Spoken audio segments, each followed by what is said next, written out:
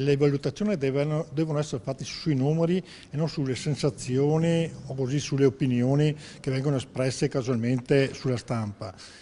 Dal 2005 al 2015 le presenze e gli arrivi turistici dal Brasile verso il Veneto sono aumentati in termini di arrivi del 260%, in termini di presenze del 190%. L'ex assessore al turismo Marino Finozzi risponde così alle critiche che gli sono state rivolte riguardo la mala gestio dei soldi investiti per la promozione turistica.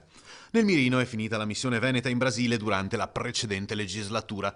Tra arrivi all'aeroporto di Venezia e pernottamenti in Veneto il numero di presenze carioca è aumentato. Normale poi che il bilancio di turisti sia calato nell'ultimo anno, colpa della crisi che sta vivendo quel paese. Questo ultimo anno 2014-2015 ci sia stato un calo, ma perché quel paese purtroppo ha avuto una profonda crisi.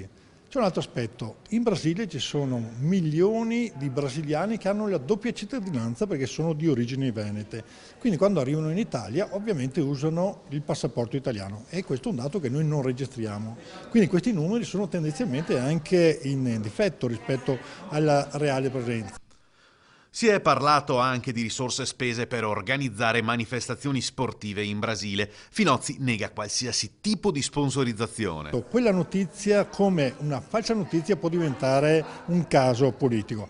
Bene, noi non abbiamo mai organizzato gare ciclistiche in Brasile, non abbiamo mai partecipato a gare ciclistiche in Brasile, non abbiamo mai speso un centesimo per gare ciclistiche in Brasile. Se qualcuno è in grado di dimostrare il contrario, sono qui.